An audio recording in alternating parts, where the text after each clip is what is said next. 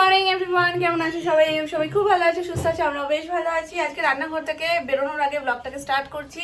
আজকে রান্নাঘরে সকালের টিফিনটা ভীষণ ওই যে জল খাবার বলেন, আমার জল খাবার বললেই যেই কথাটা প্রথম মনে আসে সেটা হচ্ছে ফুলকো ফুলকো লুচি। তো আজকে ফুলকো ফুলকো লুচি হচ্ছে। এই যে সোনামা একদম সকাল সকাল ময়দা মেখে নিয়েছে গরম গরম একদম লুচি করার জন্য।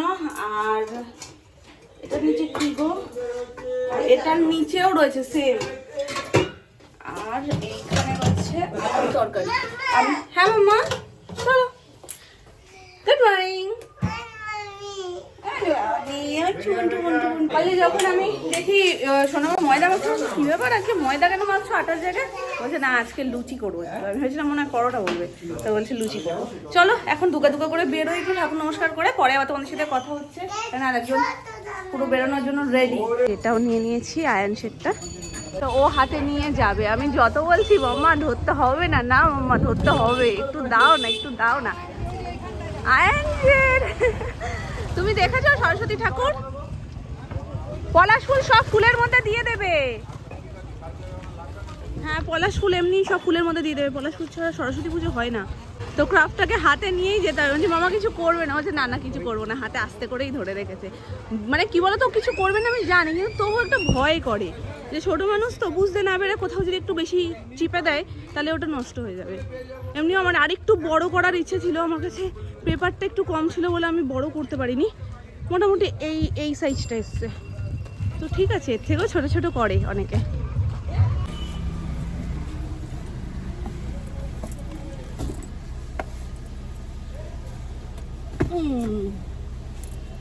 আমি উঠি, এবার আমি কি করে উঠবো?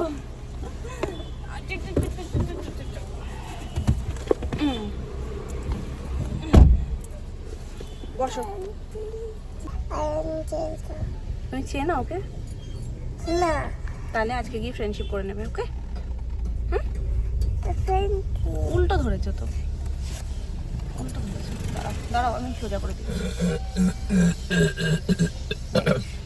এটাকে কি বলে মাম্মা বলো তুমি? এটা হাঁস। করো নমো করো নমো করো, বলো মা বিদ্যে দাও বুদ্ধি দাও। মুখ এখনো খোলেনি, মুখ কাল খুলবে। চলো চলো চলো আমরা ক্লাসে যাই, চলো। এটাই ভালো হয়ে গেল মা, দারুণ লাগছে তাই না বলো? আমাদের দেখো আমাদের স্কুলেও ঠাকুর এসে গেছে, এটা খুলে দিয়েছে ঠাকুর।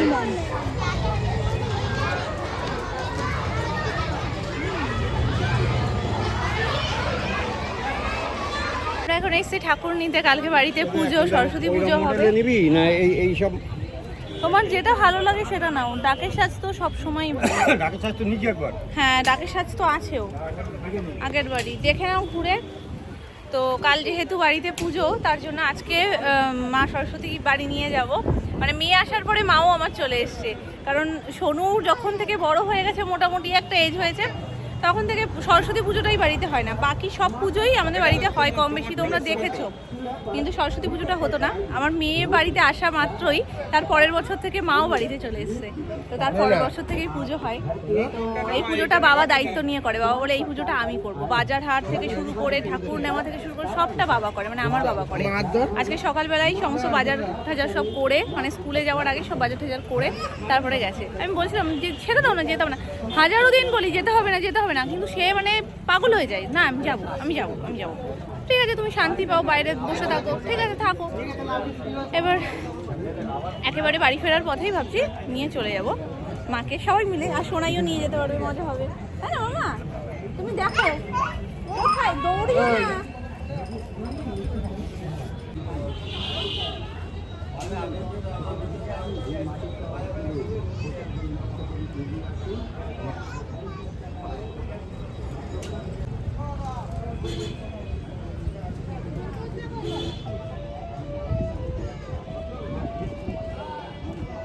এই মায়ের সাজটা কত সুন্দর না?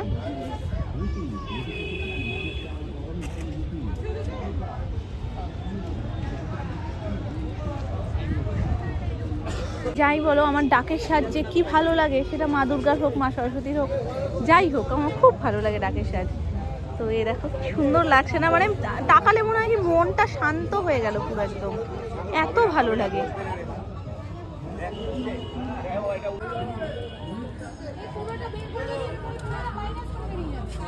কি সুন্দর লাগছে না? পুরো মাঠ জুড়ে ঠাকুর, চারিদিকে যেদিকে তাকাও সেদিকেই মা।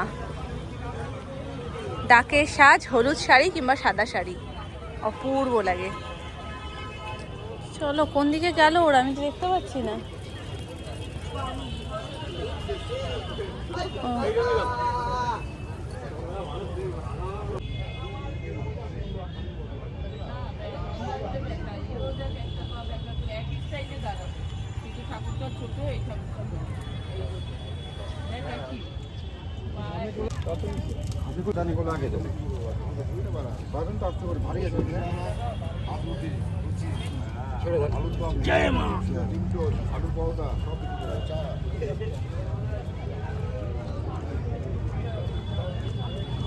চলো, হয়ে গেছে মামা, নিয়ে নিয়েছি আমরা মা সরস্বতী, এই তো। হ্যাঁ, নিজের মধ্যেই নিজে আনন্দ করছে, লাফাচ্ছে। যেই নেওয়া হয়েছে সেই এরকম এরকম করে মজা পায়। আর ওকে নিয়েই আসার ইচ্ছা ছিল। এবার বিকালে হলে আবার আলাদা করে বেরো, আবার একটা ইসে একেবারে যখন এখান থেকে যাচ্ছি তো কাজ সেরে একেবারে যাওয়াই ভালো। আর ডাকের সাজ এর আগের বছরও মা যে নেওয়া হয়েছে তখনও ডাকের সাজই নেওয়া হয়েছে। খুব মানে ভালো লাগে, কিন্তু প্রতি বছর একই হলেও তো একই রকম লাগবে না।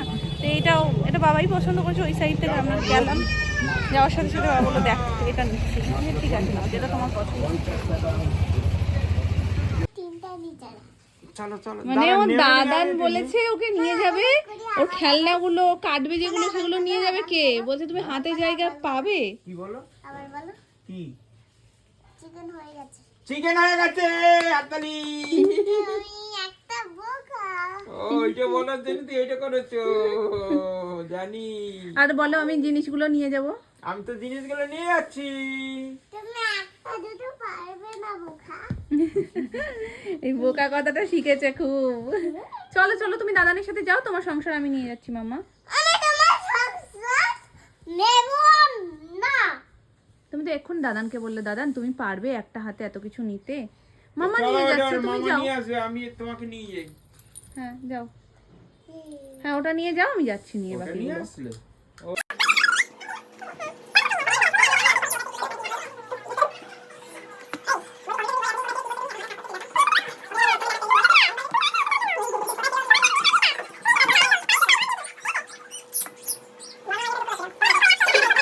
জানি না কাল কি হবে। কালকে জেঠু বলেছে প্রথম আমাদেরকে 5টার সময় আসবে, 5টা 4টে এরকম টাইমে কিন্তু সরস্বতী পুজো হয়। যখনই তিথি লেগে যায় না, তখন ভোর ভোর করে সরস্বতী পুজো করে নেওয়াটাই বেটার। তো এরকমও আগে হতো যে 4:30টার সময় কাক স্নান করে মোটামুটি একদম রেডি হয়ে যেতাম অঞ্জলি দেওয়ার জন্য। কিন্তু এবার 5টায় বলেছে। আমাদের খুব একটা অসুবিধা ছিল না, যে ঠিক আছে 5টায় করে নেব। একটু তো দেখো অসুবিধা হয় যে মধ্যরাত থেকে সব গোছান গাছান করতে হবে। তবে সব থেকে মেন বিষয় যেটা, যে সোনাই উঠতে পারবে না। যার জন্য পুজো, যার জন্য সমস্ত আয়োজন, সেই যদি উপভোগ না করতে পারে তো সেটা তো পুরো বেকার হয়ে যাবে। যার কারণে আবার মানে জেঠুকে জিজ্ঞেস করা হয়েছে যে তাহলে কখন আসলে সুবিধা হয়, 5টার বাদে।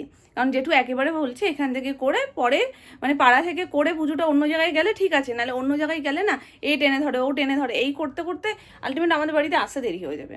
তো তারপরে রান্না বান্না সমস্ত কিছু রয়েছে, দিকে সব দেরি হতে থাকবে। যার কারণে জেঠুকে বলা হয়েছে, জেঠু বলছে যে 5টার পরে হলে তাহলে 9টা। এবার 9টা মানেই ওটা কটা হতে চলেছে সেটা আমরা কিছুটা আন্দাজ করতে পারছি। এবার কিছু করার নেই, তার মাঝে তো জোর করেও করা সম্ভব না। এবার ওই 9টা রেখেই চলা হচ্ছে যে 9টার সময় করা হবে। এখন দেখা যাক, যেটুকু বলা হয়েছে তাও যে এদিক ওদিক কোথাও যাতে না যায়, চটজলদি পুজোগুলো সেরে যাতে চলে আসে, কোনো অসুবিধা নেই। তো 9টার মধ্যে আমরা সমস্ত কিছু গুছিয়ে গাছিয়ে আয়োজন করে রাখবো। তো কালকে পুজো বাড়িতে একটা তার আলাদাই প্রিপারেশন, সমস্ত কিছু স্টার্ট হয়ে গেছে। আজকে সব কিছু বাবা সকালবেলা বাজার টাজার করে এনে দিয়েছে। তারপর ঠাকুরের বাসনপত্র সমস্ত কিছু বেরিয়ে গেছে, সব গুছিয়ে গাছিয়ে রাখা হয়েছে যাতে কালকে সকালবেলা খুব বেশি তাড়াহুড়ো মানে দৌড়দৌড়ি না লাগে। আমাদেরও বেশ কিছু প্ল্যান আছে, কিন্তু কতদূর কি হবে জানি না। আর সোনাইয়ের স্কুলেরও পুজোর জন্য ইনভিটেশন এসছে, তো সেখানে ভেবেছিলাম একবার নিয়ে যাব, কিন্তু টাইমিংটা অ্যাডজাস্ট হবে না। বাড়িতে পুজো, তারপরে ওই সকাল সকাল ওখানে আবার যাওয়া, মানে 9টা থেকে 12টা 1টা এরকম টাইম। তো ওই টাইমের মধ্যে আবার ওখানে যাওয়া, আবার ওখান থেকে বাড়ি এসে ওকে স্নান করানো, খাওয়ানো দাওয়ানো, মানে ঘেটে যাবে বিষয়টা।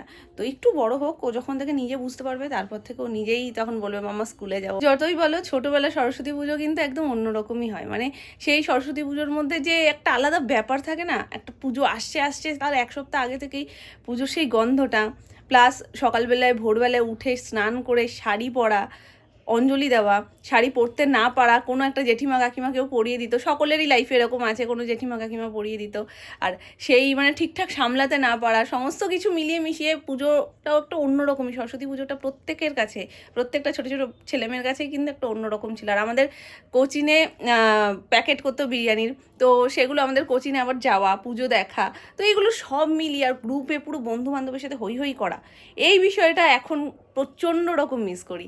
এখন আছে, এখনও অনেক রকম প্ল্যান হয়, যাই ঘুরতে, ঘুরে ঠুরে খেয়ে দিয়ে আসি, কিন্তু ওই সময়ের ঘোরাটা আর এই সময়ের ঘোরাটার মধ্যে প্রচুর তফাৎ। যাই হোক, সরস্বতী পুজোর অগ্রিম শুভেচ্ছা তোমাদের সকলকে। কালকের দিনটা খুব খুব খুব ভালো করে প্ল্যান করো, আর কি কি প্ল্যান করছো আর কীরকমভাবে কাটাচ্ছো অবশ্যই কমেন্ট করে জানিও।